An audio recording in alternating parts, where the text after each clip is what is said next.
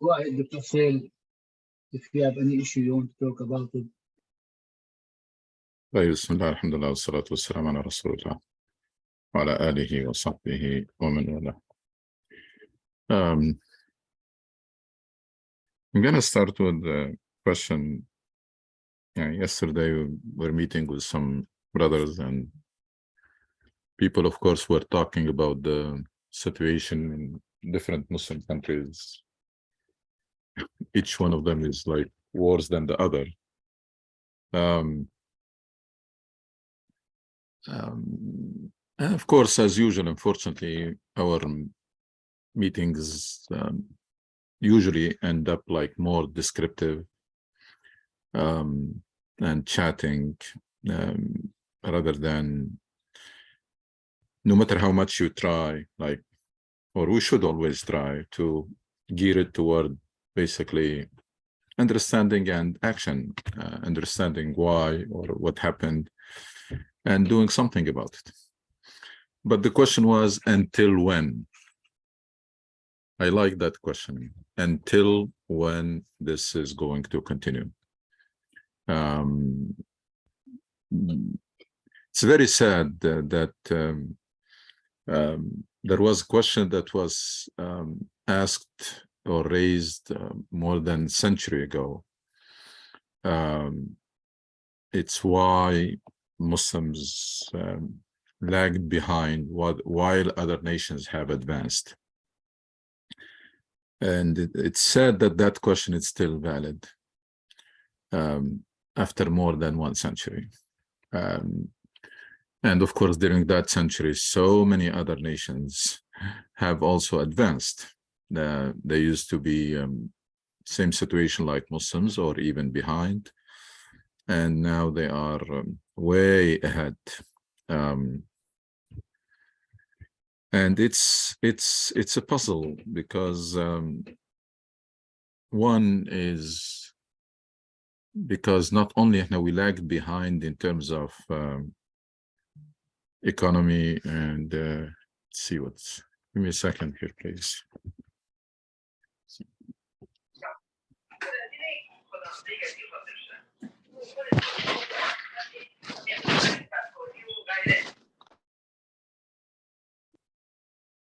Okay. It's sad that it's not only in those areas, industry and scientific research and etc. and education system, but also even in terms of character and manners and ethics. Unfortunately, we also lag behind. And Muslims who migrate to other countries, they are not really very good ambassadors. Alhamdulillah, situation in the United States is better because the type of Muslims who migrated here are mostly like elite or highly educated people. And also the society encourages integration, and that's so a number of factors made us better situation. But if you see Muslims in Europe, their reputation for them very bad. I mean, these are the ones, by the way, that those problems exist even here. Those who, the ones that try to trick the law, the ones that who are not honest, the ones who are lazy, they do not work. That's the reputation of North African, for example, in France and in Italy and in different European countries. So it is sad because it involved even one area in which we should be very, very strong, and our religion emphasizes a lot, which is akhlaq, character and manner. So if everything else goes wrong, at least this one shouldn't. But believe it or not, that's probably the first thing that has collapsed or declined. And there is a poem, very profound by Ahmed Shawqi, إنما الأمم الأخلاق ما بقيت فإنهم ذهبت أخلاقهم ذهبوا. That nations' standing and situation is determined by their character and manners. And if their manners deteriorate, then those nations will deteriorate or decline. The second thing that makes it sad is that, by the way, when I say sad, it doesn't mean that I'm pessimistic, because if I'm pessimistic or I'm giving up, we wouldn't even be talking about it. But I learned even the Islamic perspective is to confront the reality as is. No sugarcoating. It's bad, it's bad. It's very bad, it's very bad. But that doesn't mean, the only thing that means is that it requires a lot of work. So, so don't get me wrong when I say situation is sad or is very bad, etc. It doesn't mean that I'm losing hope or I'm pessimistic or anything, but I'd like to confront the reality as is. Second thing that makes it also puzzling and is the fact that, and I mentioned this in this last Jumu'ah, the fact that for a long time, people thought that the problem is that, or to answer that question, the answer to that question is that Muslims, they have abandoned Islam and that's why they declined. Okay, so what's the solution? Solution is to bring Muslims, to bring them back to Islam. So we had all those Islamic movements and organizations and etc. And in the beginning, they used to go to coffee shops and even to bars to invite people to the masjid. Nobody was in the mosque in the 60s and 70s and etc. And in some countries in the 30s and 40s, but different countries, different Muslim countries have seen this revival at different times.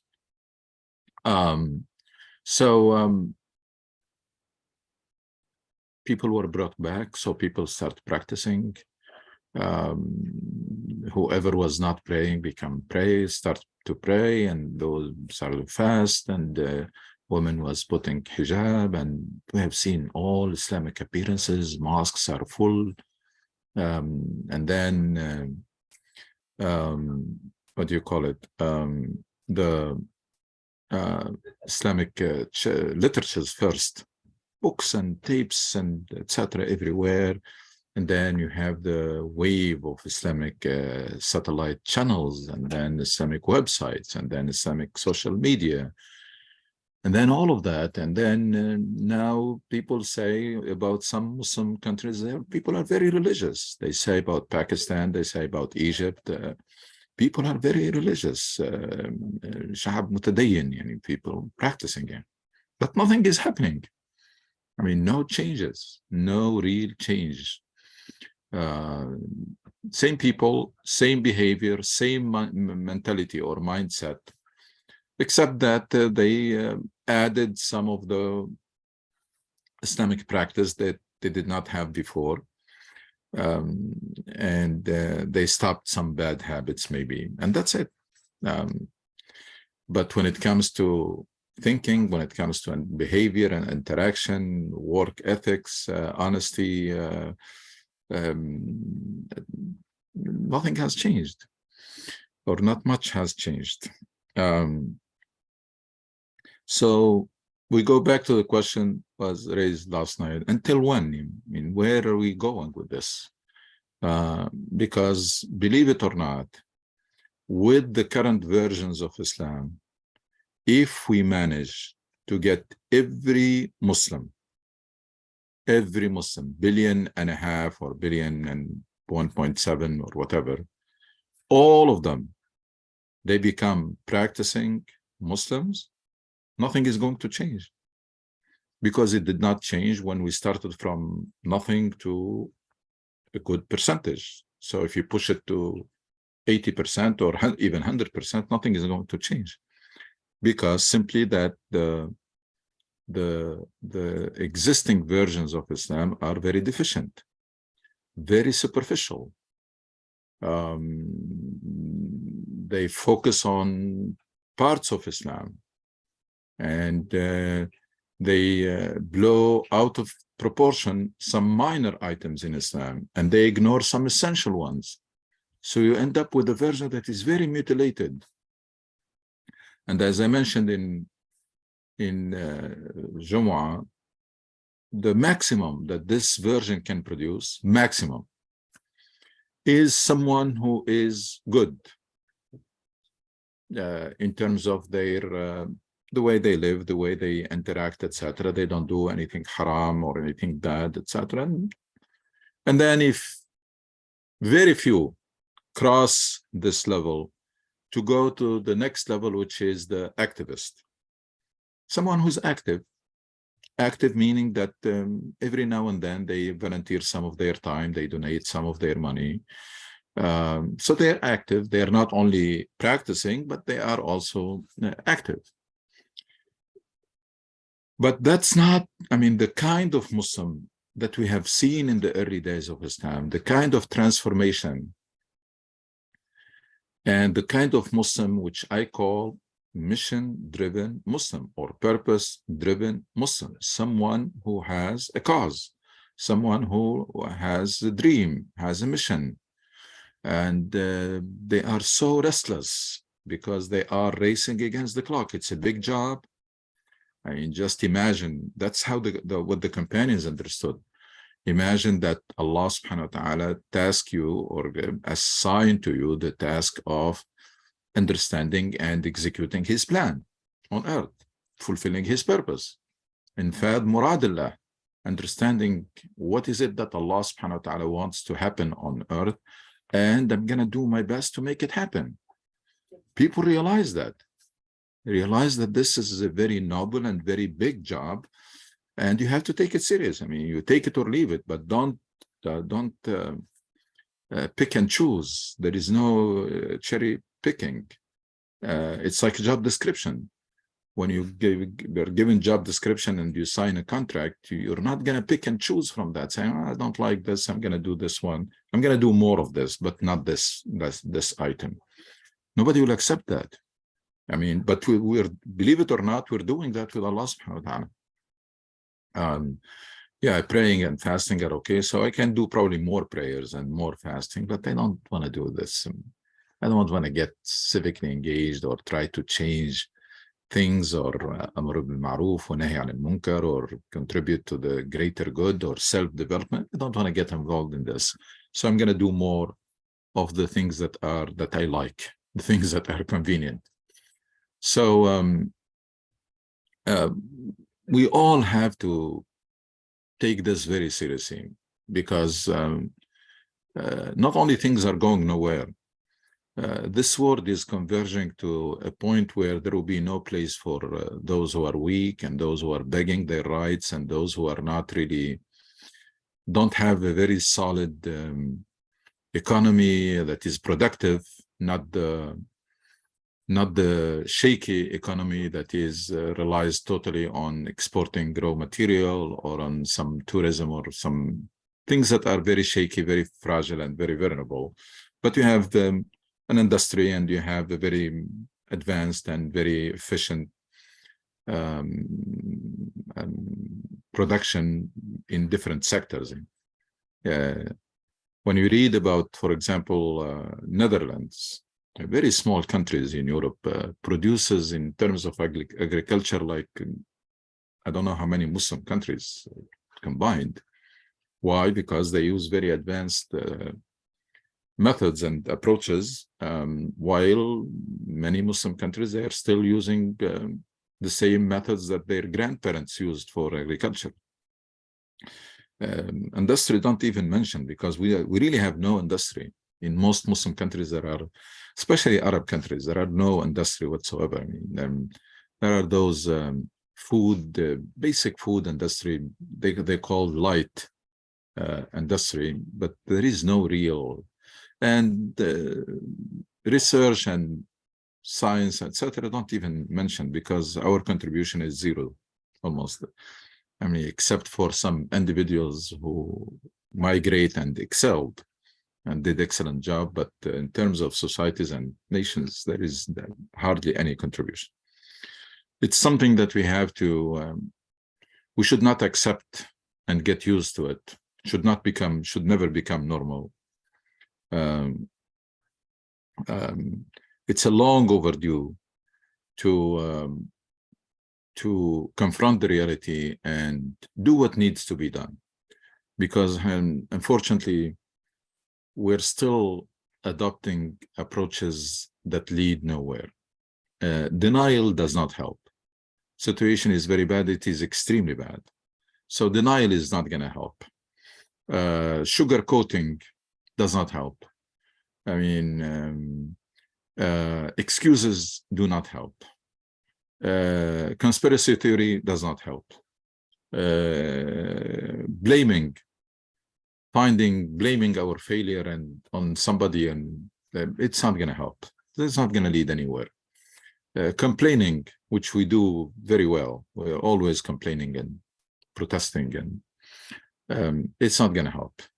There is only one way.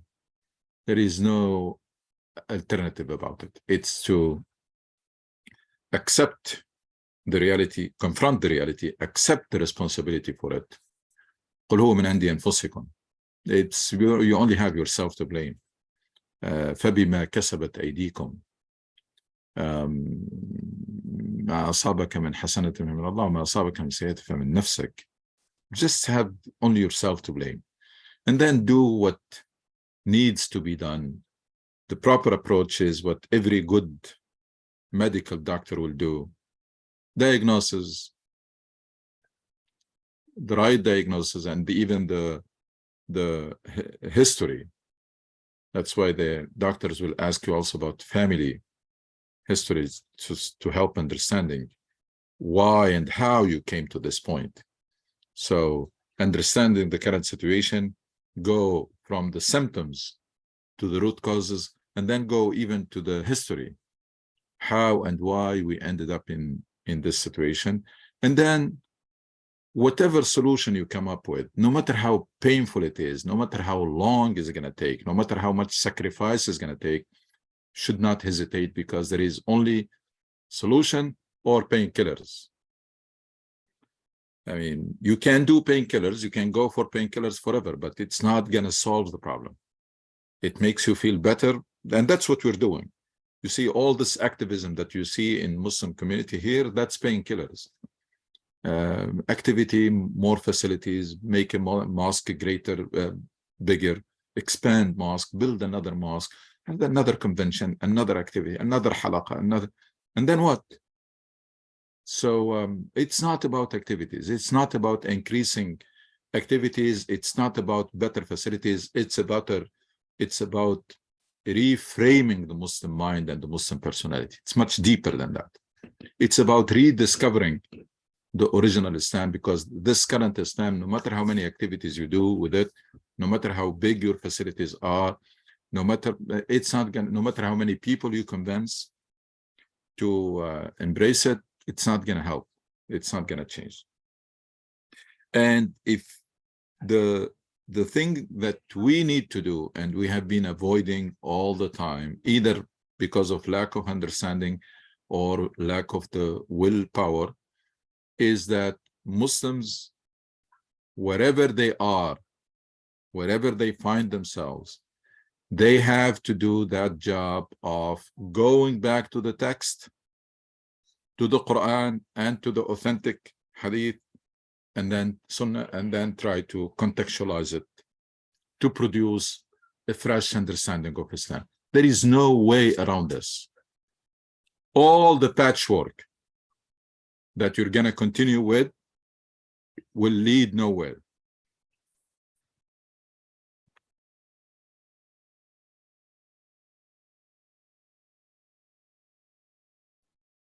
So going back to the drawing board, I mean, I always say there is something very basic that unfortunately we missed for a long time, and we're still missing it. Allah subhanahu wa ta'ala kept his religion relevant in two different ways, one before Muhammad sallallahu alaihi wasallam and one after Muhammad sallallahu alaihi wasallam. One before Muhammad sallallahu alaihi wasallam, very simple, sending a new message to every people that is suitable for those people and for that time. And he did not preserve it because it's not suitable somewhere else, gone. And then another nation or another people, and then sending them a messenger from themselves with a fresh message that is customized, suitable for that time and that place. And that kept going from Adam or Nuh alayhi salam till Muhammad sallallahu alaihi wasallam. Okay, what happened there was a big turning point. With Muhammad sallallahu alaihi wasallam, there are no more prophets. So that process has stopped. No more prophets after Muhammad sallallahu alaihi wasallam. 1. 2, there is a message that is universal and timeless. So that's the final message. And therefore, this is for everybody now. It's universal and it is timeless till the end of the time.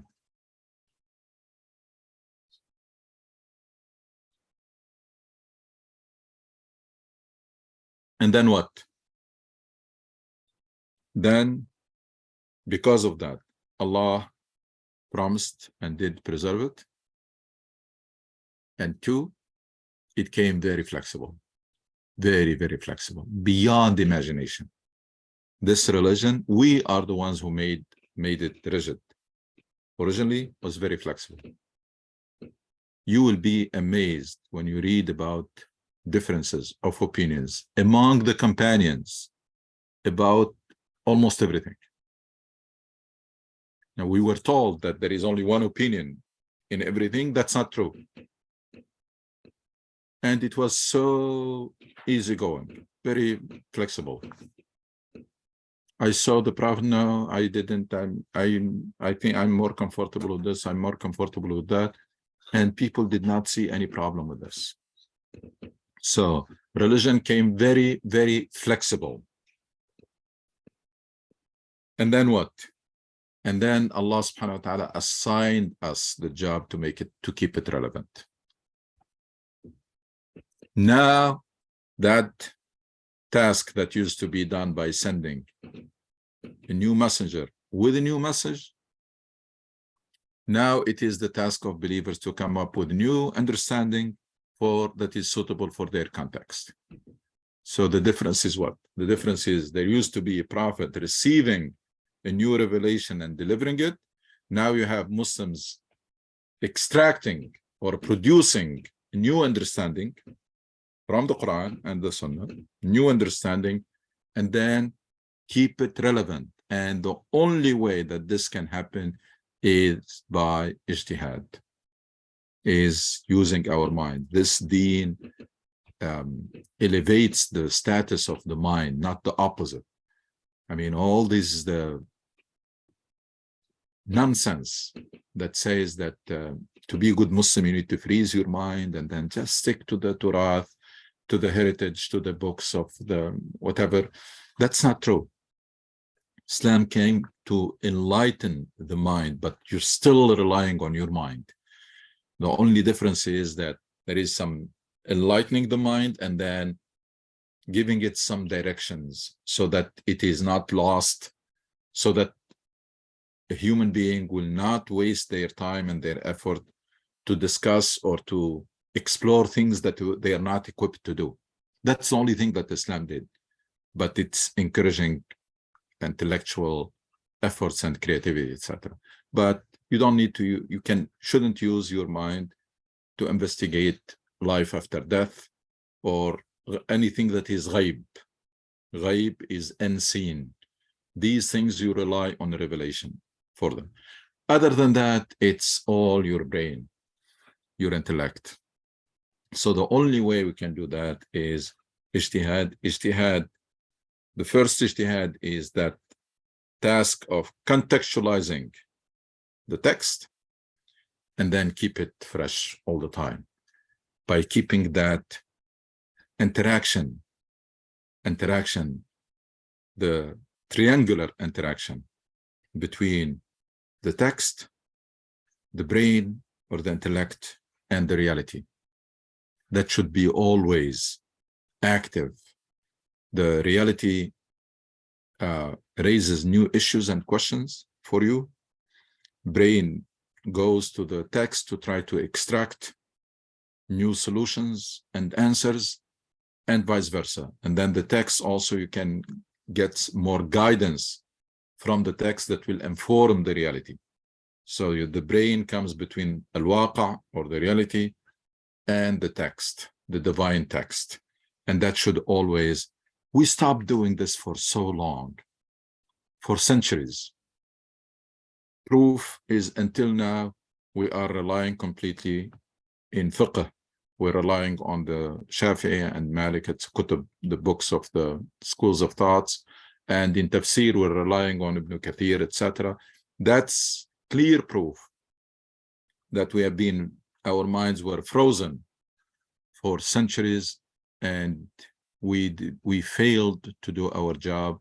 It's never too late, but it has to be done sooner rather than later, which is that to open this door of ijtihad, and to have this dynamics of people start thinking and contemplating, and everybody should be involved. Of course, the more you know, the bigger will be your role and your responsibility, but everybody should be involved in this. And we really have to free our religion from those who have hijacked it, and those who have made it so rigid that nowadays majority of Muslims, even those who are not practicing, they adopt that single view about every matter. There is only one opinion. That's not true. There is hardly any matter in Islam about which there is only one opinion. Hardly any matter. Almost everything is subject to. And those who understood Islam properly, the Abu Bakr as-Siddiq, Umar ibn Khattab, they made great ijtihad. If they have done them today, they would probably have made kafir by some Islamic groups. I mean, if you think about the ijtihad of Abu Bakr as-Siddiq, he made a very big political decision that the companion said that runs against the text, when he decided to punish or to fight those who refuse to pay taxes or zakat. And then, of course, when he gathered the Quran, these things, by today's language, these are bid'ah. These are things that the Prophet did not do. Umar ibn Khattab, major ijtihad, major decisions that he made ijtihad in the text itself. There are things that are not only clear-cut, it's not only hadith, it's a verse in Quran. So, and it's a verse that does not accept interpretation, normally. I mean, the literal meaning is very clear. Yet, he made ijtihad about that. Why? Because what he had in mind is how we can fulfill the purpose of Allah, how we can serve the cause of Allah subhanahu wa ta'ala in the best possible way. And if that particular text at that particular time does not do the job, then we have to find a solution. We just cannot stick to the text regardless of the outcomes. There is fiqh al-ma'alat, which is deciding on things based on their potential consequences, based on their potential consequences. So that understanding Islam as a life mission with great goals is the one that has to be developed and has to be spread. And we raise a generation of Muslims who are mission-driven, purpose-driven, very high aspirations, and people who will basically, like Rabbi Ibn Amir said, God sent us to save humanity or to establish justice, and people who see themselves they have a very big and very noble cause that they are serving. Is it doable? It is. It's doable. It takes a solid core group of people who resolve to do it, to make it happen. I personally trying to do whatever I can in any time that I find available to do this. So to document this in addition to the Jumu'ah, in addition to what we do here.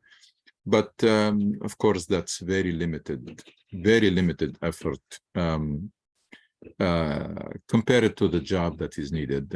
It's a big job. We really need to develop a new understanding of Islam with the new fresh literatures of Hadith, fresh literature of Sirah, fresh literatures. We cannot continue translating Sirat ibn Hisham and translating Tafsir ibn Kathir. We cannot do this. We cannot continue doing this because this is not going to lead us anywhere.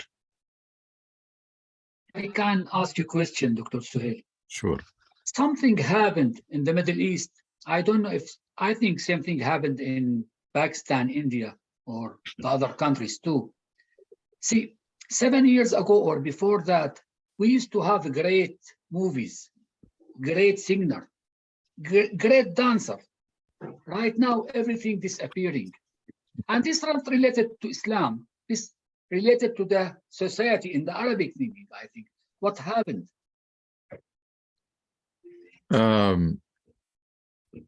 Two things happened. One is this, what you mentioned, happened in environment that has a good margin of freedom, at least intellectual freedom, maybe not political, but at least there was some openness. I mean, even, for example, in Egypt, the regime itself was oppressive, but it did not cripple this area of art and creativity, etc., in this field. So first of all, and in other countries that were even more margin, like Syria, etc., there used to be greater freedom margin, and people excel in an environment of freedom. So whether there was good margin of political freedom, and that was, by the way, it was there in Egypt before the 50s, before the coup.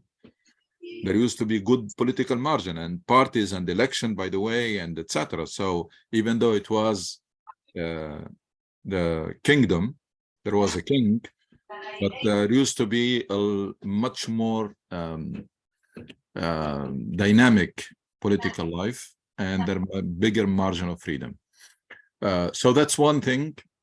The second is so that the environment of suppression in general and oppression kills creativity. So people who have the brightest people in Muslim countries nowadays, they're migrating. Not only thinkers and artists and movie filmmakers, but also even scientists and physicians, and etc. migrating. I mean, because those minds cannot operate, cannot function in that environment, that crippling environment, very corrupt, very crooked. And you can hear those stories, I mean, of people who wanted to do something in their back home, in their home countries, and what happened to them, because everything is corrupt and you have to pay bribery here and there, etc. So anyway, brilliant people, smart people, they cannot operate in oppressive and corrupt environment. Second reason, unfortunately, the Salafi wave that made all of these haram, movies haram, music haram, everything is haram. And that's very dominant, by the way. That's a very dominant version of Islam, not only among practicing Muslims, but even sometimes even non-practicing will tell you, yeah, and I'm listening to this, but I think it's haram. So that wave, Salafi wave, Wahhabi wave, killed basically all creativity, because it is based on freezing the Muslim mind, even in terms of religion. The whole school of thought, the Wahhabi school of thought and Salafi, is based on do not think. And they keep using they say that if Islam was with logic, then if you do masah during wudu, if you are wearing like socks and then you do masah, you should do the bottom, not the top. And that's a proof that Islam is not does not go with logic. which I find very strange. I mean, anyway, so two major phenomena, political oppression and corruption kills creativity and pushes smart and brilliant people out. If they don't end up in prison, they will be pushed out, or they will be just suppressed. They will be suppressed and just adapt to the reality. And then you have unfortunately, the wave of, they call the Islamic awakening or revival, came with, I mean, the majority of Muslims think that all of these things are haram. And if you think it is haram, then you're not going to make any effort in that. So it's very, very strange. I mean, mediocrity, when it happens across the board. So you have now the education system in Muslim countries is very mediocre. Economy is mediocre. The character of people is mediocre. And then also the art. All this field of filmmaking and songs, etc., they become very poor quality compared to what they used to produce before. We welcome Dr. Kaskas. If he please join us on about same issue. If you can put some words, we cannot hear you. You need to unmute yourself. Assalamu alaikum. Alaikum assalam wa rahmatullahi wa barakatuh.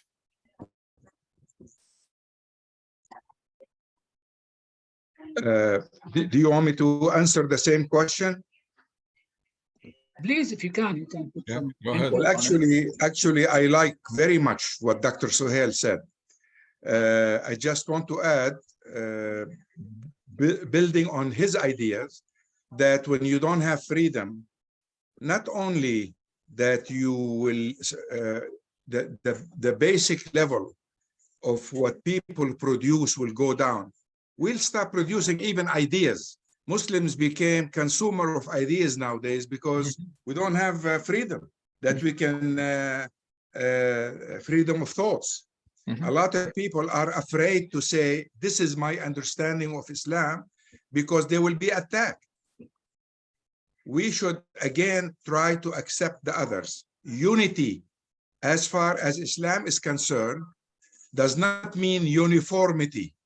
We need to understand that unity is a unity in diversity. If I interpret one particular verse in the Quran one way, and Dr. Suhail will interpret it in a different way, I immediately should try to enrich my own understanding with what he said, rather than think that my idea is supreme and his idea should be pushed aside. Diversity will make us all wealthier. Uniformity will make us all poorer. Anywhere where freedom of thoughts is encouraged is a place of enrichment, a place where people will feel free to express themselves, will prosper as far as thoughts are concerned. This is what we are lacking. See, Lebanon in the Arab world used to be like this until we had ideological parties like Hezbollah, and the Christian had their own ideological parties, Quwat al-Lubnaniya and others, and suddenly we lost the freedom of thoughts. Our newspapers are no longer expressing multi-views because you're afraid if you say something that Hezbollah doesn't agree with, they'll eliminate you. I mean, they'll come to your house, take you away, and you'll never be seen again. And same thing if you express something against the Christians, you know. So anywhere where we have freedom of thought, people prosper. As far as ideas are concerned, as far as business is concerned, on every level, freedom is essential for us. And we find this in the Constitution of Medina. If we talk about the way Rasulullah ﷺ governed Medina, we need to talk about pluralism that he established in the documents that we call the Constitution of Medina. He allowed everybody to live together and to prosper and to express themselves freely. Who are we to, if we claim to love the Prophet ﷺ, how come we don't even follow his basic, most important sunnah when he was governing Medina? Freedom is good and uniformity is bad. Suppressing people is bad. Giving them freedom is very good for all of us. That's the Quranic way. Thank you. Jazakallah khair. Just to confirm, the country where you have the greatest intellectual scientific productivity is the United States in the world, and that's because that's the country where you have the highest level of freedom and diversity.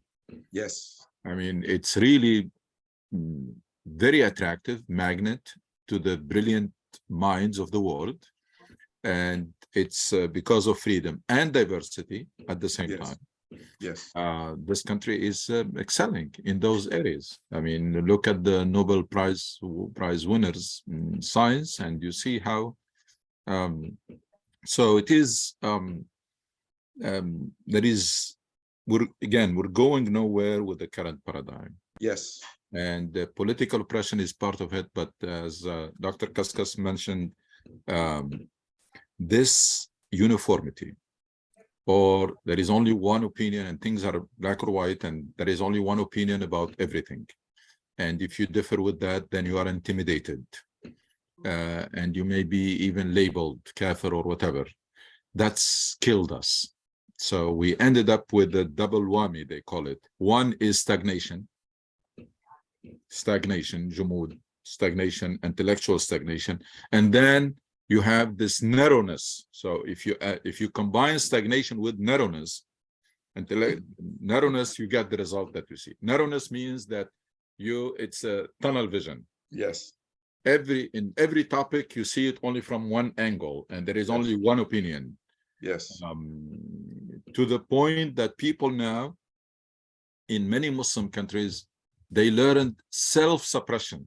So you don't wait for the society or the regime to suppress you. You're doing it for yourself. You're doing self-suppression. Why? Because there are so many issues that are taboos. Nobody can touch them. Nobody can discuss them. So you have an opinion about it. You just keep it for yourself. Because if you say it, you're going to be in trouble, even in your own house, in family. Yes. Your own family. So you have people who live with suppressed thoughts and suppressed emotion. How these people can excel in any field? Someone who lives with suppressed emotions, suppressed thoughts. Why? Because you have to be politically correct. Because this is not, you don't want to be, but over here, you are encouraged to be yourself. Just speak your mind. That's what they tell you. Be yourself, speak your mind. And there is nothing that is, no question that is silly, no opinion that is, it's your opinion. There are a couple of things that people have to abide with. I mean, if there is something that is clear-cut in religion, and then there is the law. I mean, even if we don't like the law, we just have to abide by it until we can change it. Other than that, it's your opinion versus my opinion. Other than that, there is no such thing that what I say is religion or what I say is the law. No, what you say is your opinion. Yes, Ayman. Assalamu alaikum, Dr. Manoush, and Dr. Kaskas, and everyone. I have a simple story. About 3 weeks ago, we talked about bringing people to our masjid experts to talk about, drug abuse, alcoholism, and all that, but mainly drug abuse.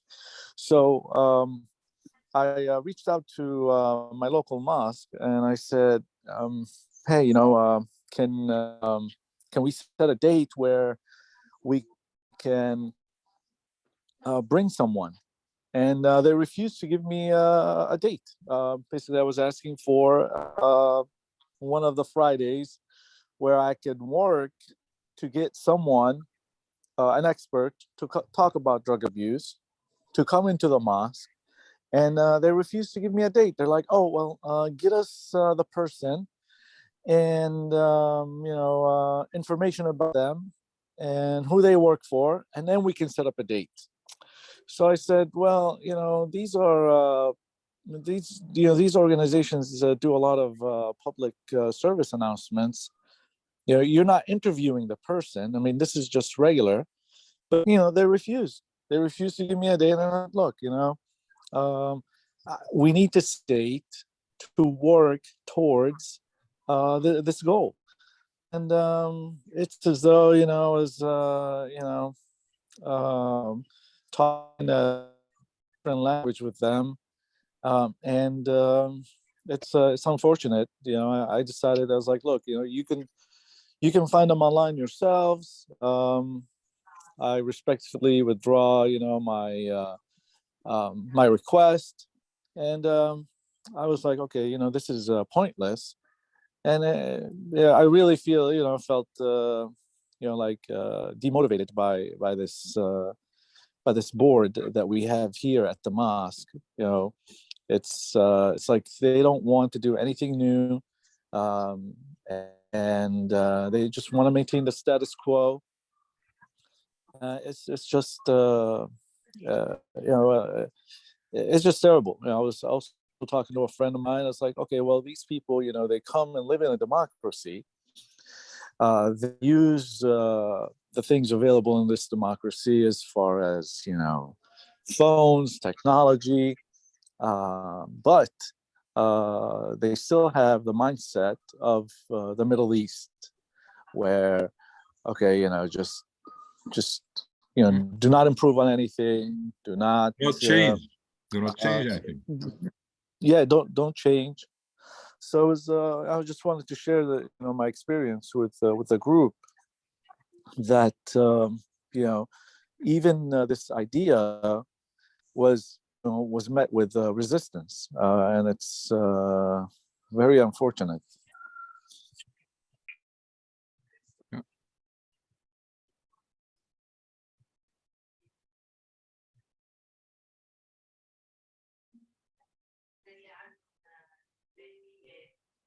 It's developed that comfort zone. We don't want to be bothered by anything new, because also there is something that has gone in the way, which is we are no longer ambitious people. So we don't have a mission. That's by itself will kill a lot of motivation, because people are driven by mission. And then we also are probably related to it is we don't have a high aspirations. And if you lose both, and you add to that the weak willpower, irada, so low aspirations, weak willpower, lack of dreams or mission, what do you expect? And I told you about this sociologist who studied Muslim countries for many, many years. And then he came with that conclusion, say, he wrote about all his experience, but he said that I think the main problem with these societies is they live without dreams. They don't have any high aspiration, or there is nothing. Dream, mission, vision, anything that keeps you motivated to make things happen. We lost all of those. So now we are trying just to get by. And when you see Muslim, because of that corruption and oppression in most Muslim countries, when you see Muslim who has some ambition, if they go by if they want to do it honestly, they will be suppressed.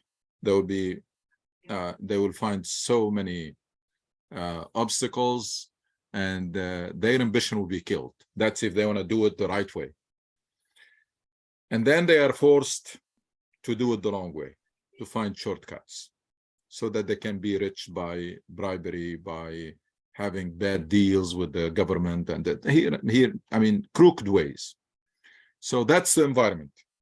It's an environment. People, because of that understanding, because of the existing or the prevalent understanding of Islam, they lost that sense of mission, because the two essential elements in Islam is the sense of mission and the ultimate purposes or maqasid. These are the two. These are what drives people.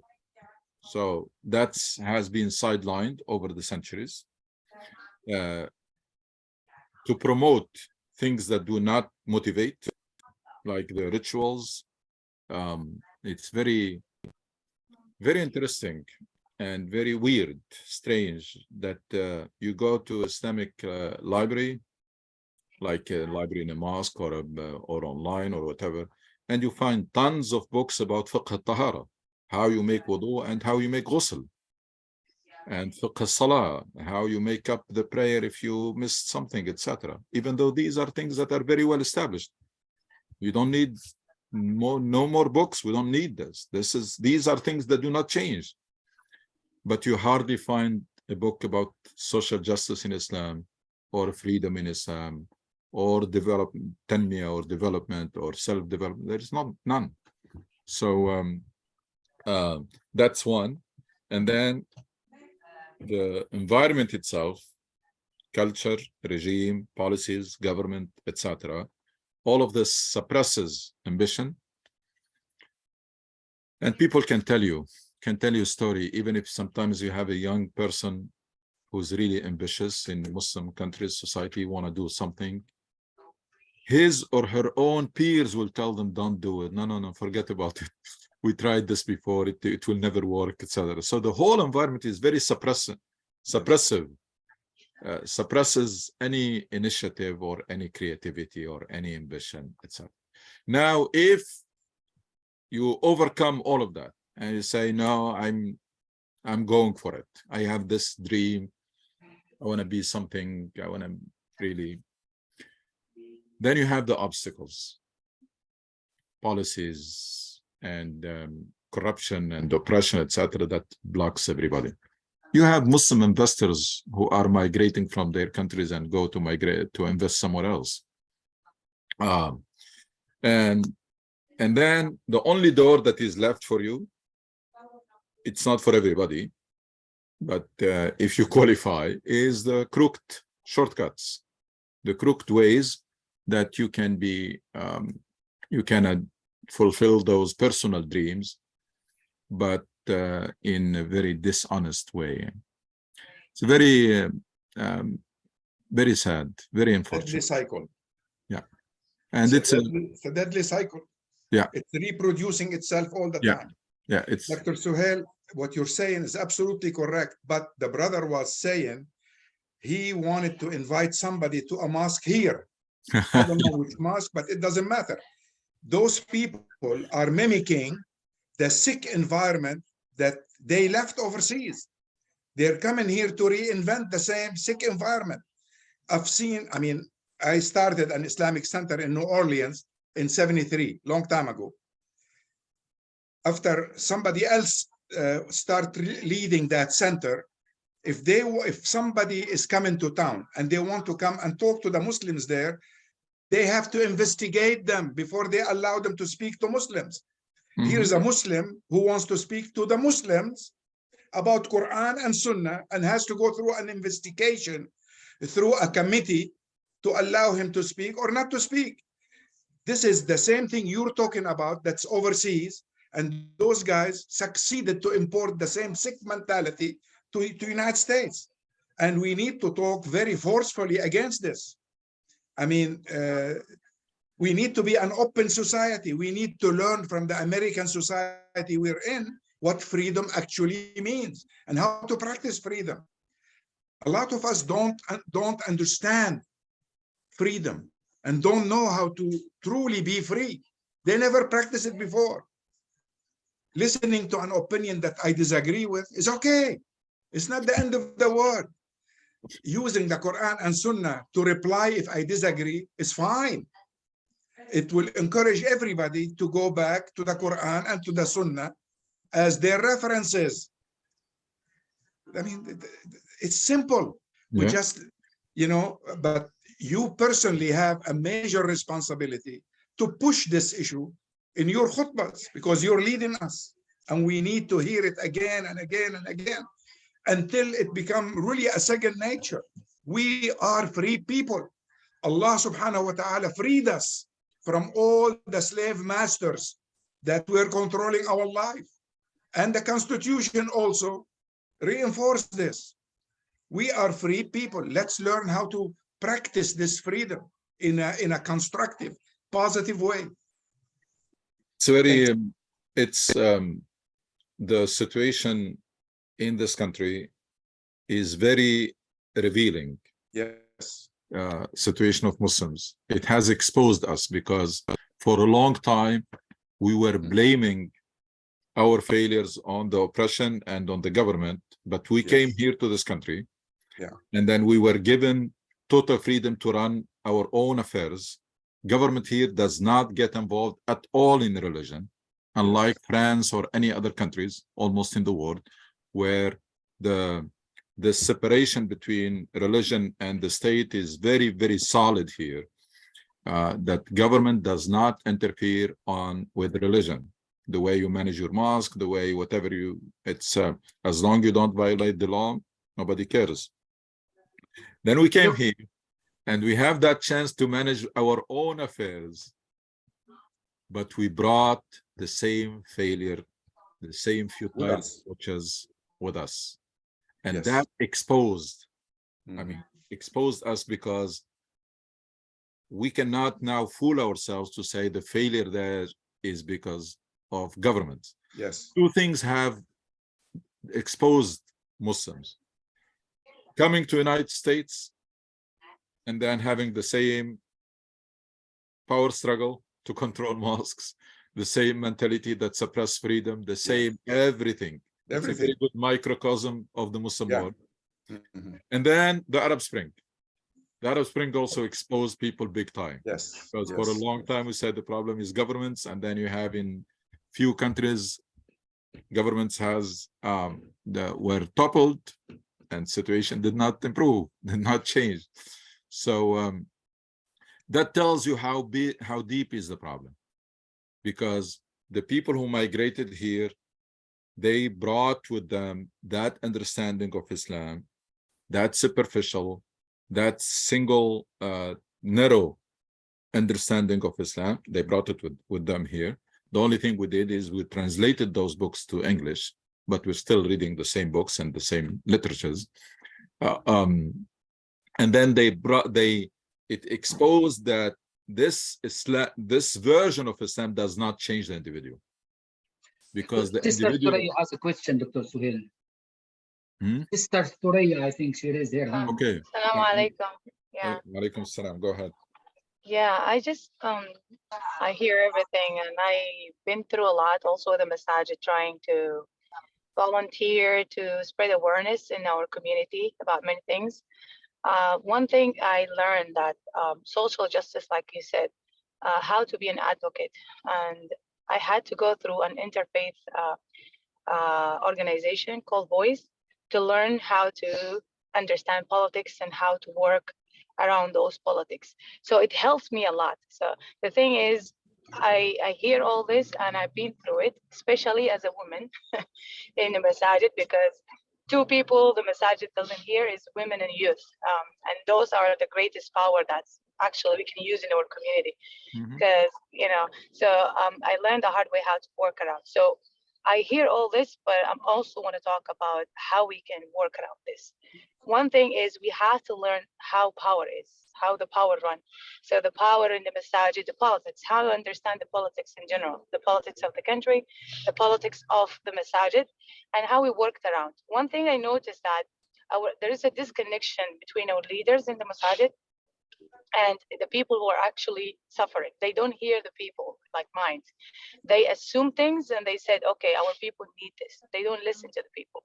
So, like the brother before me said, Brother Ayman, talk about the drug abuse. And, I also try to spread education about mental health, about domestic violence, in our community, stuff like that. People think it shouldn't be, but it's happening. It's happening a lot. So, all this stuff, yes, it's happening. So how we can do it? So I noticed that we have to spread the education first between us people. before we, reach the higher hierarchy, before we reach the leadership. We have to talk, because now I start, taking the opportunity, just walk into a halaqah is always there and open up subject and talk about something to spread that awareness. So we have to talk about how we understand the politics so we can work around it. This is one thing, because yes, this is all like obstacles in our way, but how we can do that. The other thing is, leaders like you, Dr. Ghandouchi, we are thankful for you, because sometimes, like, mashallah, doctor said, we need to hear that in Friday prayers. Like, these sensitive subjects like drugs abuse, sexual orientation, domestic violence, mental health, all this stuff, we need to hear it in khutbah, in Jum'ah. And also we need to hear that, when there is a program, like I have a support group, I wanted to start it in the masjid in Charlegate. I have it in Dar al-Hijra, I have it here. So the imams, actually what I lack is they don't support these programs. We volunteer to do this stuff, and then I don't hear any imam talk about them, because they didn't even know about them. Like saying, oh, please come to this halaqah on Saturday. Please come and talk, encourage people, because people listen to that, to the imam when they talk about that. So we're thankful that we have, alhamdulillah, because most of the ai in the masajid, they don't spread awareness about these sensitive topics. They don't want to talk about it. But when we have someone who's understanding and know this stuff, part of the thing is, if you talk about it, it will become regular, like the doctor said. It will become, people will hear it, and then when we work hard to have something in place, like a halaqah or whatever, we bring people to talk about drugs abuse, mental, health, whatever, then people will come to those. They will get encouraged to come to those events. Because now the leaders in the community, unfortunately, they don't want to talk about this stuff. They don't even know when women go through domestic violence. I see a lot of ai. There's men also go through domestic violence. But because the ai does not name things, does not tell them, okay, go seek help from mental health, expert, because you're going through that. So they don't hear that. They don't hear that affirmation. Most of the ai say, oh, be patient, deal with your, issue, whatever. Yes, we have to be patient, but we also, there's sickness. We have to seek help for it. So this is the thing I just want to point. It's a lot, I understand, but let's talk about, alhamdulillah, we know now all the weaknesses. Well, we know we need to talk about how to learn how to work around it. And I encourage here, mashallah, in this group, there's a lot of leaders. I encourage them to attend a lot of community advocacy, leadership training, how to, learn about many things going on in the community, so they can be themselves an educator. So when I come to the mosque and say, I want to bring somebody, I can talk by myself. I can say, like, I just want to do a halaqah.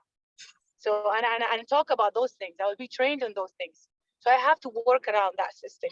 I have to dismantle the system. Thank you. Jazakallah khair. Jazakallah khair. Thank you, sister. Great to hear.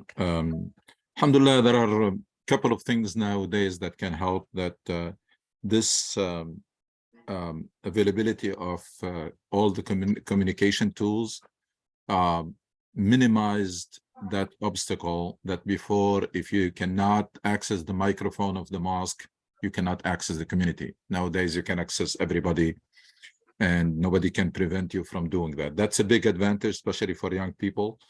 But also, please, whatever issues that you think, we addressed in Jumu'ah mental issues, we addressed family issues, civic, and we talk about civic engagement all the time. But if you believe that there are some specific topic that we need to raise the awareness of the community about them, please let me know. And inshallah, we'll do our best. But the problem remains is that unless we change the mindset itself, the mindset of Muslim nowadays is not geared into becoming an active Muslim. It's more geared into passive Muslim. So as long the issue does not hit home, it's not our issue. That's why people do not care about that some of the issues that you have mentioned, because they still have that idea that these are not Muslim issues, that these problems do not exist in our community. Of course, we're fooling ourselves. There is no problem that exists in the society that does not exist in the Muslim community. But we love denial. We love Yes. to live in denial. So people are still believe that Muslim issue is the issue that affects Muslim directly, like Muslim ban. Oh, that's a Muslim issue. Sister was hijab and had some problems at work because of hijab. Oh, that's a Muslim issue. That's something that we need to advocate, etc. But whatever problems that affects the society, we're still not thinking as in mainstream way. We're not thinking as citizens. We're not thinking as Americans who happens to be Muslims.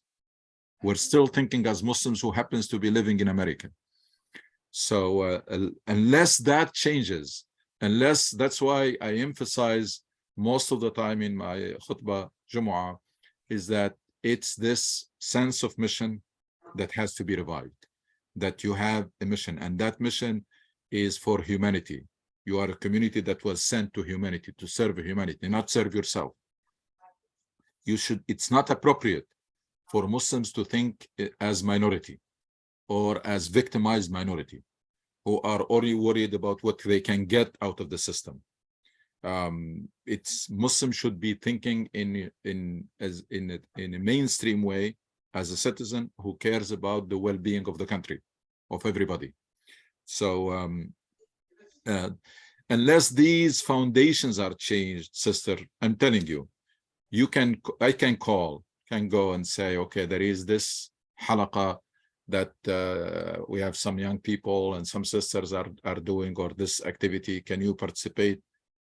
I don't want to discourage you, but I don't think anybody is going to respond. They're still thinking in terms of that's luxury. That's not required from me. What is required is my prayer, which I'm doing. But this is not something, even though what happens in the early days of Islam, it's the other way around.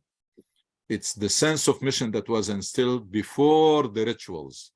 The rituals came to support that sense of mission, that people from day one, they knew that the Prophet was inviting them to commit and to embrace a big mission, to live a life that is much bigger than themselves. And basically, if you want to summarize, and Quran summarized it, Quran summarized the mission of Islam in one word: Islah. In uridu illa al-Islah.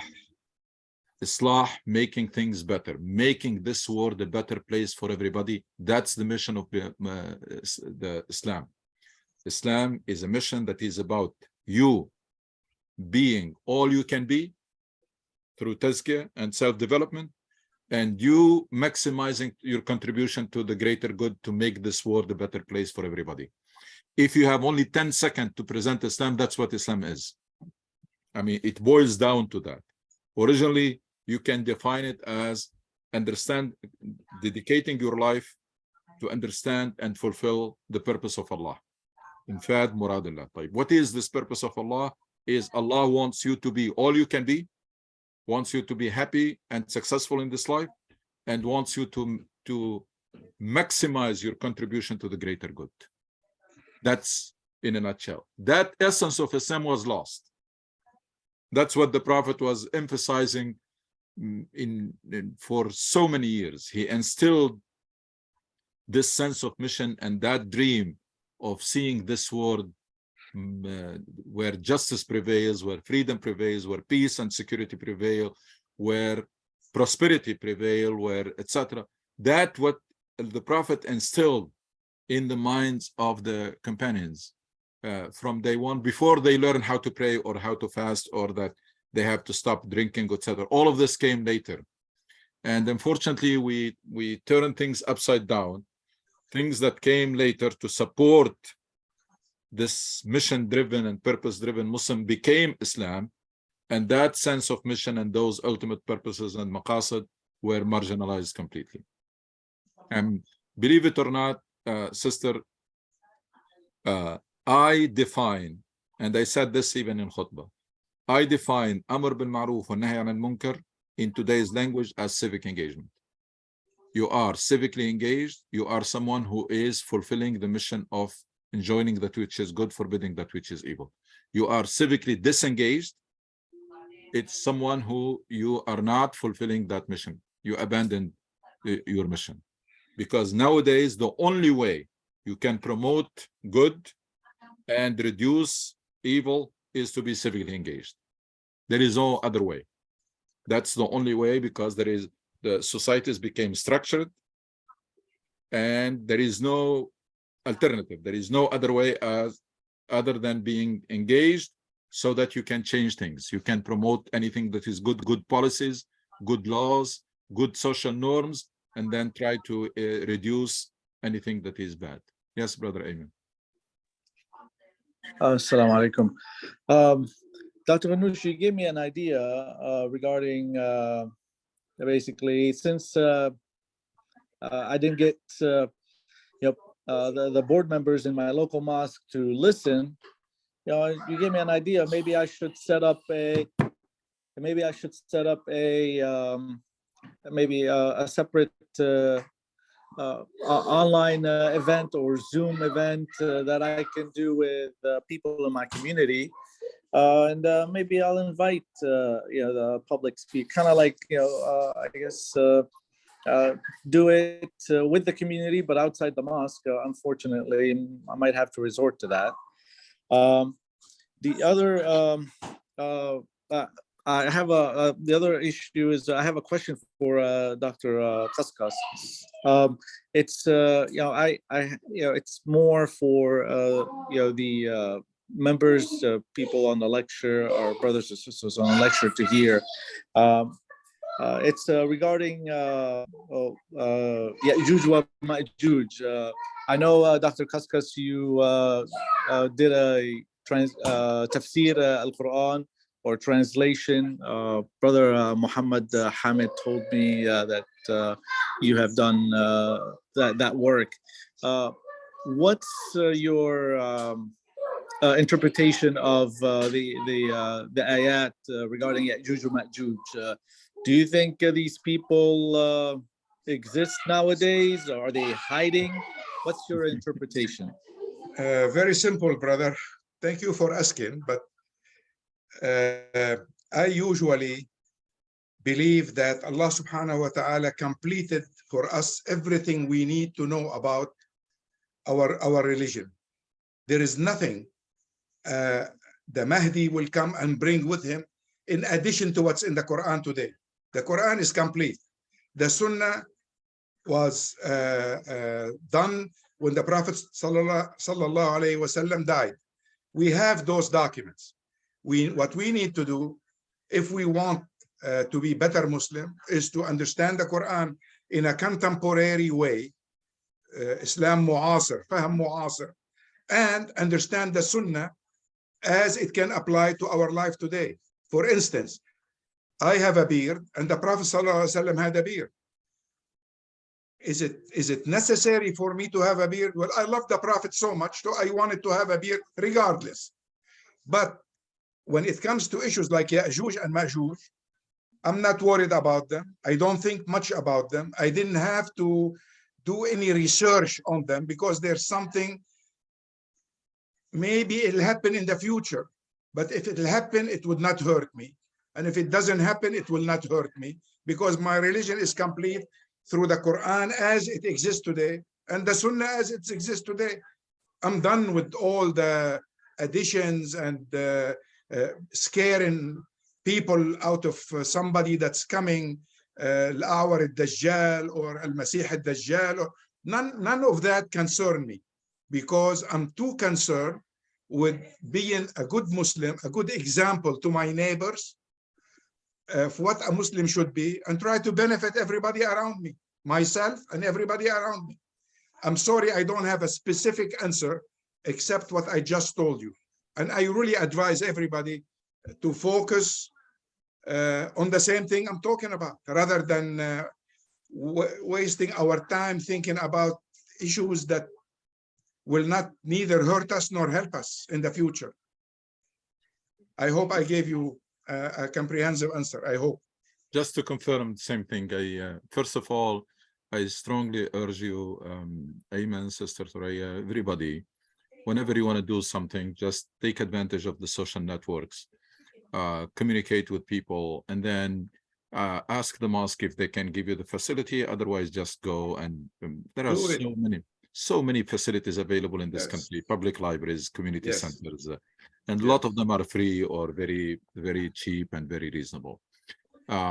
But for the Quran, I strongly recommend, whatever time that you have to study the Quran, please focus on the verses that have implications, practical implications in our life. Yes. It's not to say that some other things, leave other things for people for academic research and for people who are really dedicating their lives for it. But average Muslim like ourselves, average Muslims want to study, we have some time to study the Quran. I want to spend more time focusing on verses that have implications, that have practical implications that are relevant in my life, etc. And I want to spend some time, research that verse and understand it very well, implement it in my life, and then try to share it with others. جزاك الله كل خير دكتور سهيل. Assalamu alaikum. And السلام عليكم ورحمة الله. Sorry دكتور صافي. إن شاء الله next week إن شاء الله. Allah. إن شاء الله. السلام عليكم ورحمة الله وبركاته. Assalamu alaikum. وعليكم السلام ورحمة الله وبركاته. Assalamu alaikum. Jazakumullah khair.